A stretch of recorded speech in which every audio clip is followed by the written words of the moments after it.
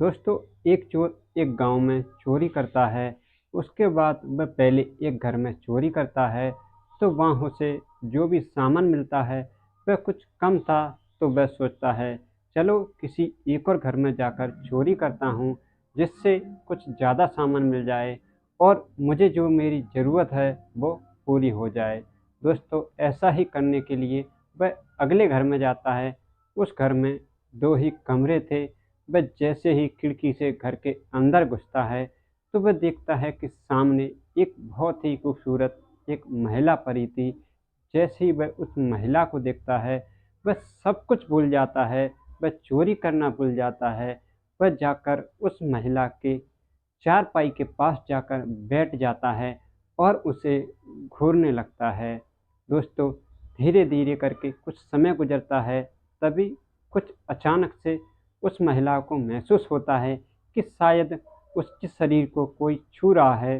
तो वह जैसे ही जगती है, तो वह देखती है कि उसके पास कोई नहीं था।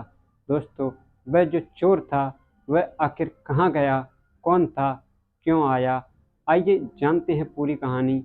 तब तक आपसे एक ही रिक्वेस्ट, प्लीज़ चैनल को सब्सक्राइब करें, वीडियो को लाइक करें, ताकि मेरा हौसला जो है वह बढ़ता रहे और मैं आपके लिए ऐसे ही हर रोज़ एक नई घटना लाता रहूं। दोस्तों, यह कहानी है महाराष्ट्र के एक छोटे से गांव की, क्योंकि वह जो गांव था वह कुछ पहाड़ी इलाकों में था। जो घर थे वह काफ़ी थोड़ी थोड़ी दूर पर थे, घनी बस्ती नहीं थी। घर जो थे वह थोड़ी थोड़ी दूर थे। तो यह देखकर वहाँ एक चोर रात के वक्त उस गांव में चोरी के लिए जाता है।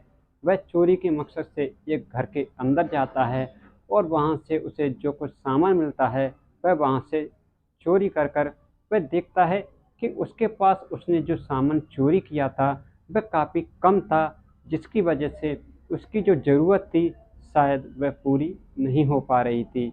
तो वह क्या करता है, वह सोचता है कि मैं चोरी करने के लिए तो आ ही गया हूँ, क्यों ना अगले घर में और चोरी करी जाए। दोस्तों, वह चोर अगले घर में जैसे ही खिड़की से चोरी के उद्देश्य से घुसता है, दोस्तों, वह जैसे ही खिड़की के अंदर जाकर देखता है कि सामने ही एक बहुत ही खूबसूरत महिला जो थी वह चारपाई पर लेटी थी। जब वह चोर उस महिला को देखता है, वह चोरी करना ही भूल जाता है, क्योंकि महिला जो थी वह देखने में काफ़ी बहुत खूबसूरत थी। वह जाकर उस महिला के चारपाई के पास बैठ जाता है और उसे घूरने लगता है, लेकिन वह चोर अपने आप को रोक नहीं पाता और उस महिला को छूने लगता है। जैसे ही वह उस महिला को छूता है, दोस्तों, उस महिला को लगता है कि शायद उसके शरीर को कोई छू रहा है। वह हड़बड़ाकर देखती है, तो वहाँ कोई नहीं था।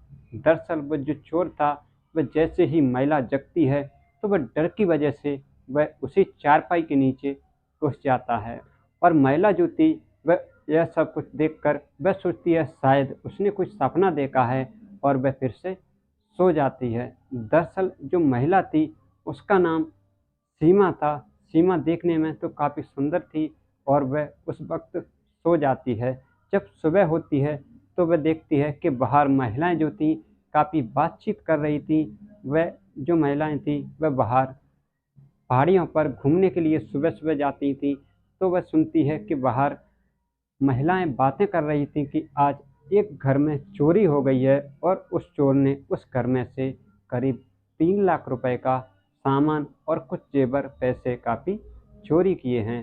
दोस्तों, तभी सीमा को यह बात सुनकर याद आता है और वह जाकर अपने घर में देखती है, तो वह देखती है कि उसी की चारपाई के नीचे एक व्यक्ति जो था वह सो रहा था। वह उस व्यक्ति को जब देखती है तो वह डर जाती है। वह सोचती है कि मैं अगर चीखती हूँ तो शायद लोग इसे पीट-पीट कर शायद इसकी जान ले लें, लेकिन वह फिर भी डर रही थी। तो वह अपने घर का झाड़ू लेती है और उसे कोंचा से मारने लगती है। दोस्तों, जब वह महिला उस व्यक्ति को झाड़ू से मारती है, तो वह व्यक्ति यह सब कुछ देख जग जाता है और उस चारपाई से बाहर आता है। तभी महिला उससे कहती है, सीमा उससे कहती है कि अब तुम यहाँ से जल्दी से भाग जाओ, वरना लोग तुम्हें मारेंगे। मारेंगे वो तो सब ठीक है, लेकिन वह जब मुझे इस हालत में देखेंगे कि कोई चोर मेरे घर में पूरी रात मेरे साथ इस घर के अंदर रहा है, तो लोग मुझ पर ना जाने क्या-क्या बातें बनाएँगे, क्या-क्या सोचेंगे। क्योंकि वैसे भी मैं इस जगह काफ़ी दुखिया की मारी हूँ, जो कुछ मेरे साथ हुआ वह अच्छा नहीं हुआ, इस वजह से प्लीज़ तुम यहाँ से चले जाओ। दोस्त, वह जो चोर था वह उस महिला से कहता है कि प्लीज़ आप ऐसा ना करो, अगर मैं यहाँ से अभी इसी वक़्त बाहर जाता हूँ, तो लोग मुझे जान से मार देंगे और मुझे हरगिज़ नहीं बख्शेंगे और जो कुछ भी मेरे पास सामान है, वो भी मुझसे छुड़ा लेंगे। इसलिए मैं तुम्हारे हाथ जोड़ता हूँ, प्लीज़ मुझे बाहर मत निकालिए। दोस्तों, तभी सीमा जो थी उसके घर में 2 ही कमरे थे, वह उस पर थोड़ा तरस खाती है। वह भी सोचती है कि अगर मैं इसे इस वक़्त बाहर निकालती हूँ, तो लोग इसे तो मारेंगे ही, साथ वह मुझ पर भी उँगली उठाएँगे और ना जाने क्या-क्या कहेंगे। दोस्तों, सीमा क्या करती है कि उस व्यक्ति को अपने दूसरे कमरे में बंद कर देती है और उससे कहती है कि तुम इसी के अंदर रहो, और वह बाहर से ताला लगा देती है। उसके बाद वह खाना, चाय वगैरह बनाती है और वह सोचती है कि शायद वह व्यक्ति भी, चोर भी भूखा होगा। वह कुछ खाना उसे भी देती है और खुद खा लेती है। खाना देने के बाद वह फिर से ताला लगा देती है। तभी धीरे-धीरे करके समय गुज़रता है। करीब शाम के 5 बजने वाले थे, तभी आड़-पड़ोस की महिलाएँ कुछ सीमा के घर पर बैठने के लिए आती हैं और वह कह रही थी कि एक चोर आया है, जो बगल के शर्मा जी हैं, उनके घर में उसने 3 लाख रुपए की चोरी करी है, ना जाने और क्या-क्या लेके गया है। दोस्तों, वह जब यह बातें सुनती है, वह कुछ नहीं कहती, लेकिन तभी उनमें से एक महिला उससे पूछती है कि तुमने इस घर का ताला क्यों लगा रखा है? पहले तो कभी मैंने तुम्हारे इस कमरे का ताला लगा नहीं देखा। तभी सीमा जो थी पहले तो हड़बड़ा जाती है, लेकिन वह कुछ समझदारी दिखाती है और उस महिला से कहती है कि आप सभी कह रहे हैं कि गाँव में चोर घुस आया है और वह अभी तक बाहर नहीं गया है, क्योंकि कुछ महिलाएँ कह रही थी कि बाहर गेट पर जो सीसीटीवी कैमरा लगा है, वह चोर उसमें आता हुआ तो दिखा है, लेकिन यहाँ से बाहर जाता हुआ नहीं दिखा है। जिस वजह से लग रहा है कि वह चोर अभी भी यहीं कहीं छुपा हुआ है, जिस वजह से सभी अपने घर की रखवाली करें और सुरक्षित रहें, ना जाने वह चोर किसके साथ क्या कर दे।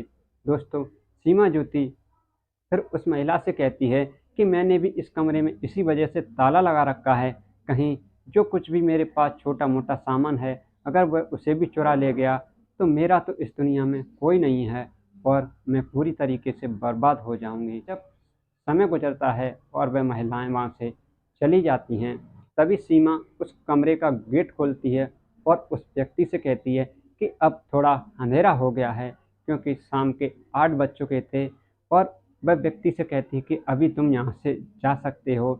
लेकिन वह व्यक्ति जैसे ही बाहर जाने लगता है, तो वह देखता है कि कुछ आदमी सामने लाठी डंडे और कुछ तो तलवार वगैरह, चाकू वगैरह लिए खड़े थे।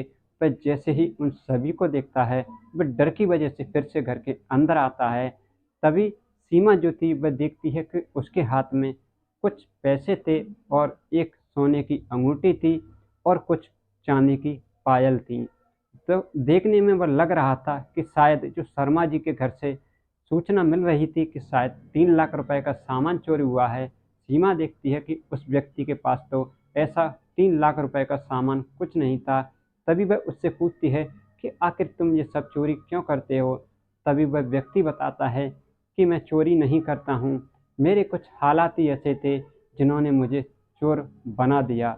दरअसल मेरे साथ हुआ कुछ ऐसा है कि मेरी एक बेटी है, जो इस वक़्त काफ़ी बीमार है। मैंने अपने यार दोस्तों से अपनी बेटी के इलाज के लिए कुछ पैसे उधार लिए थे, लेकिन अब मेरे यार दोस्त हैं, वह मुझसे ज़बरदस्ती से पैसा माँग रहे हैं, क्योंकि मैंने जो उनसे वादा किया था उस समय पर मैं उन्हें पैसे नहीं दे पाया हूँ, जिस वजह से वह मेरी बेटी की जान के पीछे पड़े हुए हैं। और मेरी हालत इतनी सही नहीं है कि मेरे पास इतना पैसा नहीं है कि मैं उन्हें वो पैसा वापस कर दूँ। लेकिन मैंने कभी आज से पहले कभी चोरी नहीं करी है। मेरी बेटी के प्यार की वजह से ही मैं इस हालत में आज यहाँ हूँ।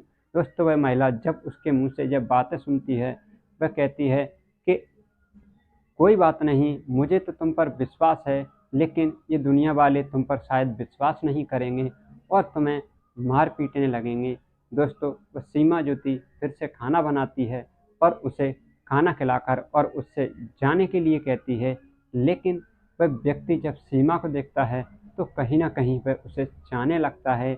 लेकिन वह तभी सीमा से पूछता है कि तुम्हारे घर में और कौन-कौन रहता है? तभी सीमा कहती है कि मेरे घर में कोई नहीं रहता, मैं अकेली रहती हूँ। तभी वह व्यक्ति उससे कहता है कि मुझे तो ऐसा लग रहा है कि शायद तुम्हारी शादी हो चुकी है और अब तुम्हारा जो पति है वह इस दुनिया में नहीं रहा है, तुम एक विधवा हो। दोस्तों सीमा जो थी वह आँखों से आँसू भर के रोने लगती है।